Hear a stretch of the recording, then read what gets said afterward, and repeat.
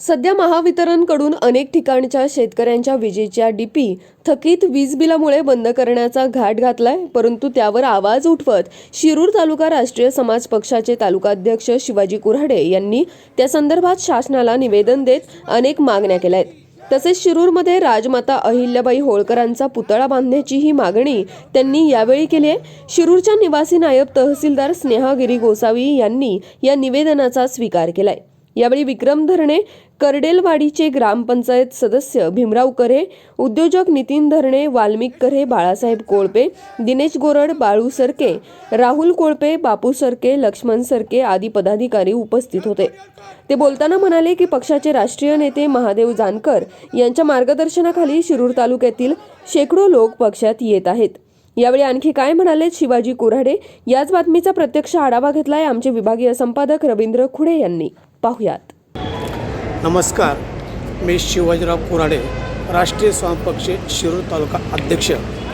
राष्ट्रीय समाज पक्षाचे राष्ट्रीय अध्यक्ष माजी मंत्री महादेव जानकर साहेब यांच्या आदेशानुसार आज शिरूर तालुक्यात तहसीलदार यांना आम्ही निवेदन दिलं।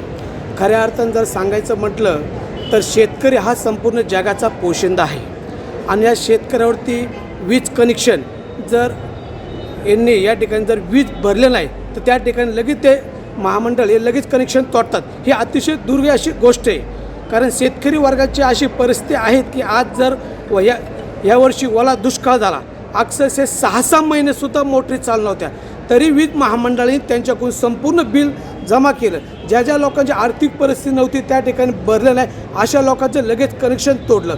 तर मी सर्व महामंडळाला सांगू इच्छितो की या ठिकाणी सर्व शेतकऱ्यांची वीज कनेक्शन तोडा, नाहीतर आम्ही भव्य दिव्य असं महामंडळावरती आम्ही मोठ्या प्रमाणात या ठिकाणी आंदोलन करू, असं त्यांना मी जाहीर निवेदन देतो। ठिकाणी त्यांना मी इशारा देतो। दुसरी तुमची मागणी स्मारकाबद्दल होती, काय मागणी होती? आज या ठिकाणी की आज सर्व शिरूर तालुक्यामध्ये आज धनगर समाज मोठ्या प्रमाणात आहे। शिरूरचं राजकारण जर बदलायचं म्हटलं तर सर्व धनगर समाज जर एक आला तर शिरूर तालुक्याचं शिरूर तालुक्याचं राजकारण बदलल्याशिवाय राहणार नाही। आणि आज आमचं दैवत राजमाता अहिल्यादेवी होळकरांचे होळकरांचं पुरुषामध्ये छत्रपती शिवाजी महाराजांचं सारखी या ठिकाणी त्याचं काम आहे, तसं स्त्रियांमध्ये सुद्धा राजमाता अहिल्यादेवी होळकरांचं या ठिकाणी मोठं जगात या ठिकाणी काम आहे। परंतु इतिहास हा पुसण्याचं काम केलेलं आहे आणि अहिल्यादेवी होळकरांचं एवढं मोठं काम असताना शिरूर तालुक्यासारख्या ठिकाणी या ठिकाणी त्याचं स्मारक पाहिजे, या स्मारकाच्या माध्यमातून युवकांना या ठिकाणी प्रेरणा भेटली पाहिजे। या ठिकाणी त्यांचं संपूर्ण जगभर काम आहे। तुम्ही रस्त्याची सांगा किंवा संपूर्ण भारतामध्ये जी हिंदू मंदिरं या ठिकाणी त्यांनी स्वतः बांधलेले आहेत, चांगल्या ठिकाणी काम आहे। शेतकऱ्याचा हिताचा 7 हा सुद्धा अहिल्यादेवी होळकरांनी या ठिकाणी त्यांचा शोध लावला। एवढं चांगलं काम असताना शिरूर तालुक्यामध्ये आम्ही सर्व धनगर समाजाच्या वतीनं या ठिकाणी शिरूर तालुक्यात मोठ्या प्रमाणात अहिल्यादेवी होळकरांचं स्मारक झालंच पाहिजे।